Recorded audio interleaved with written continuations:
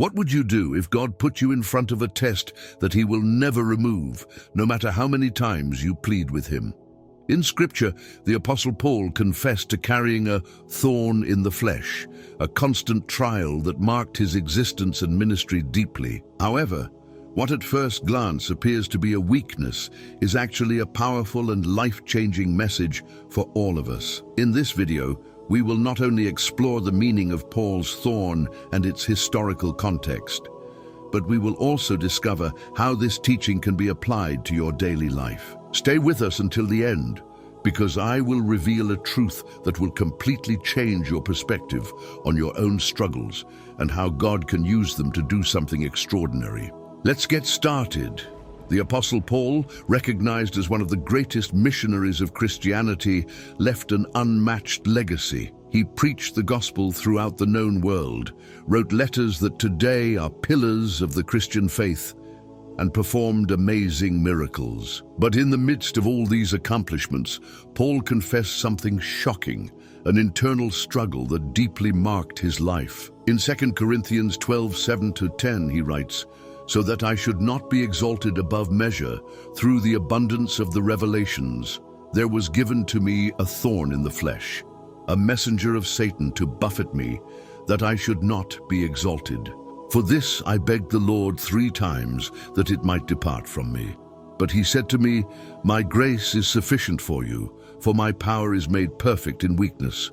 Therefore I will boast all the more gladly about my weaknesses, so that Christ's power may rest upon me." Or this passage is shrouded in mystery and fascination. The preceding verses narrate a supernatural experience of Paul. He was caught up to the 3rd heaven, the place where God dwells, and heard inexpressible words, impossible to express in human language. This heavenly revelation not only strengthened his faith, but also distinguished him as a unique apostle, with a deep understanding of divine mysteries. However, with great revelations come great responsibilities, and, in Paul's case, also risks. He understood that these experiences could lead him to arrogance.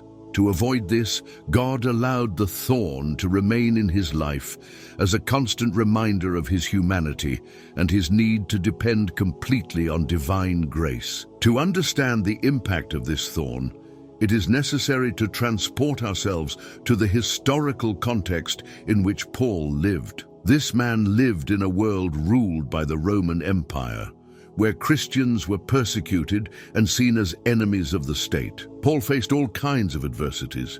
He was imprisoned, stoned, and whipped on multiple occasions. Some scholars suggest that Paul's thorn could have been a debilitating disease, such as vision problems or chronic migraines. In several of his letters, he mentions confrontations with false teachers and the constant opposition of the enemy to his mission. The word thorn he uses in the original Greek refers to something sharp that hurts, like a thorn or a dart. This metaphor powerfully describes a persistent and humiliating pain. What is most intriguing about this account is how Paul refers to his thorn as a messenger of Satan. Although it may seem contradictory, this reveals a crucial truth. God allowed this attack as a tool to shape his character and keep him humble. This event echoes the story of Job, who also faced severe trials under divine supervision. But why would God allow such a thing? Paul himself gives the answer, so that he would not become proud because of the great revelations he had received. This thorn was a constant reminder of his humanity and the need to depend completely on God. Paul came to understand that his thorn was not an obstacle, but rather an opportunity for God's power to manifest itself in his weakness. This principle not only helped him endure his trials, but also led him to see them as a way to glorify Christ. Now, after learning this initial story, the question arises, what exactly was this thorn? An illness, an internal struggle, or constant opposition? The exact nature of this thorn has been a matter of debate among theologians and scholars throughout the centuries. Although the Bible does not specify its precise nature, The theories proposed invite us to reflect deeply on its meaning and the lessons we can apply to our lives. Imagine Paul, the tireless apostle, traveling the dusty roads of the Roman Empire, his skin tanned by the scorching sun, his feet scarred by endless days, and his body exhausted by constant travel.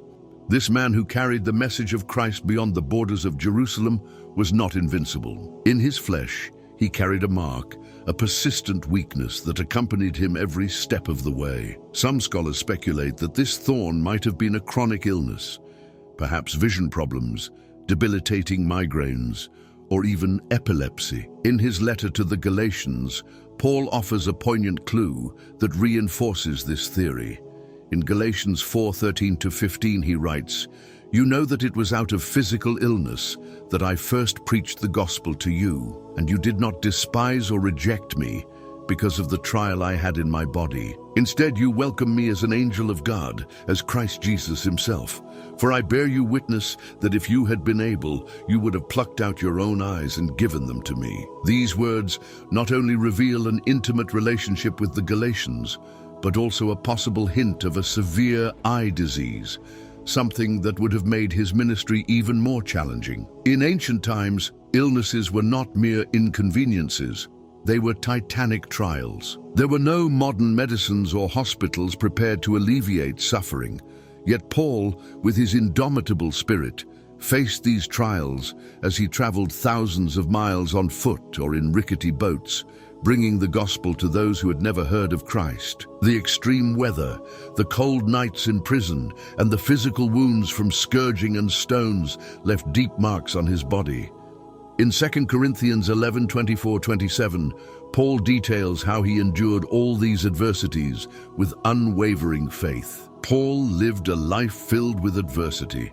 He was whipped, shipwrecked, and faced unimaginable dangers. These experiences, far from stopping him, only intensified his dependence on God. Every step he took, though filled with pain, was a living testimony to the grace of the one who had called him. If the thorn he refers to was a physical illness, Paul bequeathed us an invaluable lesson. God does not choose the strong, but perfects his power through the weak. Instead of removing the ailment, God told him, "My grace is sufficient for you, for my power is made perfect in weakness." 2 Corinthians 12:9. This divine declaration redefines the idea of strength, teaching us that it is not about the absence of problems, but about total dependence on God. Paul was not boasting about his strength. Rather, he was glorifying Christ, who manifested himself most clearly through his weaknesses. How many times do we feel limited by our own physical or emotional failures? Paul reminds us that these limitations are not valid excuses to abandon our calling. If this physically weakened giant of faith was able to transform the history of Christianity, we too can face our trials with courage. God uses our weaknesses as a canvas to display his glory. So Paul's sting is not just a metaphor for suffering, but an invitation to surrender ourselves completely to God's grace and let his power shine through our imperfections. Theory 2: Persecution and opposition. Imagine Paul walking the streets of an unfamiliar city, carrying with him a message so powerful that it divided the crowds. Some received it with love and gratitude, while others looked for ways to silence him, even with violence. This was the price Paul paid for preaching the gospel, facing rejection, hatred, and, on many occasions, physical brutality.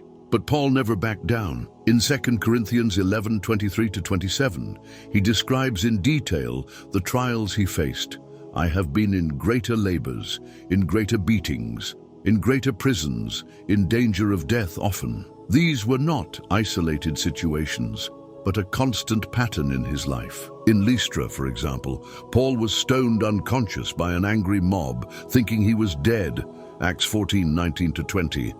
But in an act of incomprehensible courage, Paul stood up, shook the dust from his clothes, and returned to the city. This level of strength reveals that his mission transcended any danger. From Jerusalem to Rome, his preaching sparked both hope and anger. Jews accused him of treason, and Gentiles viewed him as a threat to their ways. But Paul saw every adversity as an opportunity to glorify God, saying, "I can do all things through Christ who strengthens me." Philippians 4:13. Today, we may not face physical persecution like Paul did, but we all face opposition in different forms. Criticism, rejection, or challenges that seem insurmountable. Paul's story inspires us not to let these trials divert us from our purpose. On the contrary, they are signs that we are on the right path. Just as Paul moved forward despite the dangers, we too can face our struggles with confidence, knowing that God is using our difficulties for his eternal purpose. Theory 3. A temptation or spiritual struggle. Beyond the external adversities, Paul faced an internal battle. Some believe his thorn in the flesh was a spiritual conflict, a persistent temptation, or a reminder of his past before he knew Christ. In Acts 8:1-3, we see Paul, then known as Saul, fiercely persecuting Christians. He witnessed the martyrdom of Stephen and persecuted the church with relentless determination. This dark past may have left scars on his conscience, constantly reminding him of the lives he affected. In Romans 7:15-25, Paul describes this internal struggle. "The good I want to do, I do not do, but the evil I do not want to do, that I do. O wretched man that I am, who will rescue me from the body of this death?" These words reveal the reality of a constant battle between the desire to do right and human weaknesses. This struggle, if it was his sting, did not weaken him, but rather kept him totally dependent on God's grace. Paul understood that his vulnerability was not a hindrance, but a catalyst for divine work. Paul's life is a testimony to how God transforms even the greatest failures into tools for his glory. If you ever feel like your inner struggles disqualify you, remember that even the greatest apostle lived with a similar weight, and yet that weight was the platform where God's power was revealed. Like Paul, we can find hope in our struggles, knowing that God uses everything for his purpose. When we are weak, his strength is made evident, and in our inner battles, his grace is made perfect. Paul, before his conversion, was a man of profound knowledge, schooled in the scriptures with a precision that few could match. However, this knowledge did not free him from his pride and spiritual blindness that kept him from God's true purpose. After his encounter with Christ, Paul declared that he had a clear conscience before him, Acts 23:1-1. But how could someone who persecuted the church become its most fervent defender? This contradiction may have left a persistent struggle within him, a constant reminder that he was not worthy by his own merits, but only by divine grace. If Paul's thorn was a spiritual battle, it teaches us that no matter how great our internal struggles are, God's grace is always sufficient to sustain us. When Paul pleaded with God to remove the thorn, God's response was resounding. "My grace is sufficient for you, for my power is made perfect in weakness." 2 Corinthians 12:9. This message not only brought him peace, but it redefined the perception of strength. God does not need us to be perfect. He needs us to be perfect. In fact, it is in our imperfection that his power is most clearly manifested. We all face internal battles, painful memories, temptations that seem insurmountable, doubts that cloud our purpose. Paul's life teaches us that these struggles do not disqualify us. On the contrary, they are opportunities to experience God's transforming power. Paul said, "When I am weak, then I am strong." 2 Corinthians 12:10. These words are not born out of defeat, but out of a victory grounded in total dependence on Christ. The purpose of the thorn in Paul's life was clear: to keep him humble in the face of the great revelations he had received. In his own words, the thorn was a constant reminder that all his strength came from God. In 2 Corinthians 12:7, Paul writes, "And lest I should be exalted above measure by the abundance of the revelations, I was given a thorn in the flesh, a messenger of Satan to buffet me, lest I should be exalted above measure." This thorn was a divine tool to prevent pride, a recurring principle in Scripture. God resists the proud but gives grace to the humble, James 4:6. Through the thorn, Paul learned to depend completely on God. He understood that his mission was not about himself, but about the power of Christ working through his life. The purpose of the thorn was not to punish, but to allow God's grace to shine more brightly.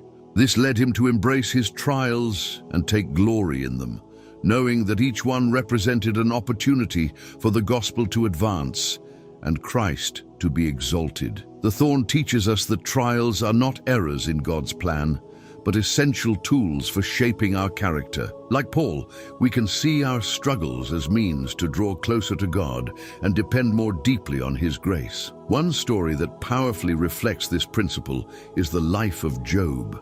Described as a perfect, upright man who feared God and shunned evil, Job 1:1.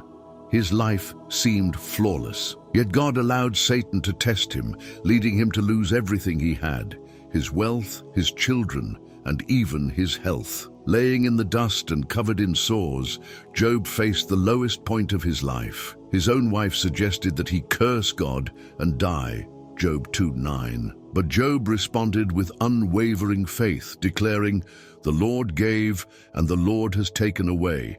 Blessed be the name of the Lord." Job 1:21. Although Job did not understand the purpose behind his suffering, his faith remained steadfast. He questioned and lamented his situation, but he never cursed God. This process led him to a deeper understanding of divine sovereignty and purpose in the midst of suffering. In the end, God restored all that Job had lost, giving him back twice as much as he had before. But what was most significant was how his faith was strengthened and his relationship with God was taken to a much deeper level. Paul and Job teach us that our weaknesses and trials are not barriers to God. Rather, they are the arenas where His power and glory are most clearly displayed. In our inner struggles and adversities, we can find a higher purpose, that of relying completely on divine grace and allowing God to transform our lives for His glory. What do we do with our own battles?